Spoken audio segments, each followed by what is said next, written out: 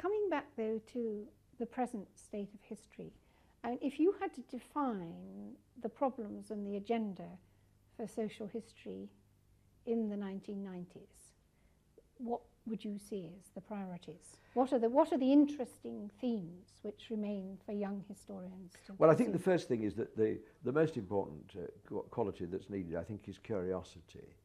And one of the changes that's taken place in history has really been the result of people coming from totally different backgrounds. I mean, my background is completely different from Namia's, say, or from A.J.P. Taylor's, and very different indeed from the Whig historians. But I think the fact is that for the 1990s, I'd like to see social history not becoming too trivialized. I'd like to see it dealing with some major themes. I'm very strongly in favor of comparative approaches to social history.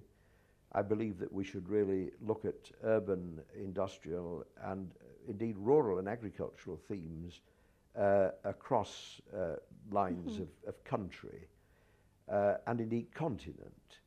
I also believe we've got to review seriously some of the assumptions of Marxist historiography in social history. For example, about the way in which the distribution systems have been built up.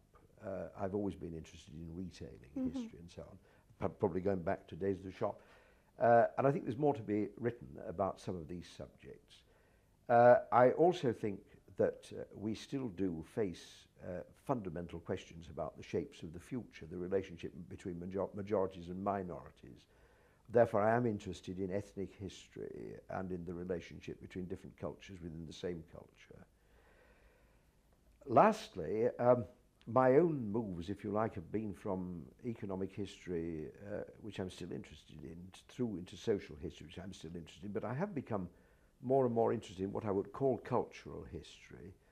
And I think there the anthropologists have made a real contribution to that. I've been very much interested in language and the terms that people use and the history of words. And I find myself more and more interested in this rather than less. Social history is really the history of society. It's the history of social structure. And it was not, Sunday tea time history as it was thought of before this. It was a type of history which I called it tertiary history. You had to know the political and economic history pretty thoroughly before you could do this. And that's how I treated it. I treated it as social structure. I was interested in, the development of class and, of course, social policy. And I didn't leave out the other, what shall we say, the decorative bits. In fact, I was giving a WA course on fashion and society because I reckon that you couldn't understand anything, either food or buildings or drink or furniture or clothing without understanding society. And so I showed, what clothes told you about the past, about past social structure and so on. It may well be that agrarian historians will move off in a quite different direction. I think it's very difficult to predict. Yes. And I think where we are deficient in our understanding and knowledge at the moment is in our studies of the social composition of the rural community. After all, the agrarian history, to a very large extent, has concentrated on the agrarian regimes.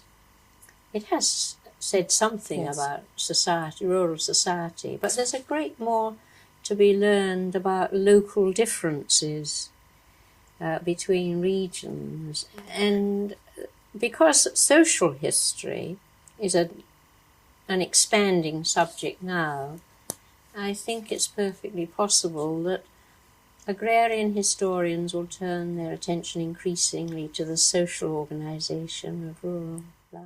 Presumably you have a view on the proper relationship of history and the social sciences and the way in which the subject should develop. I held a rather straightforward and perhaps simple-minded view of this, that all social investigation is historical sociology, that every nominated social science, from economics through to social psychology, certainly including anthropology, and of course political history and the various denominations of history, which presumably now family history is one, are all members of that particular activity, that you won't analyse society except over time. You'll need various techniques, various traditions of study, various specialisms of all kinds for a particular part of it, but it's all the same activity. Put in narrower terms, there is no intellectual or theoretical distinction on that view between what's called sociology and what's called history.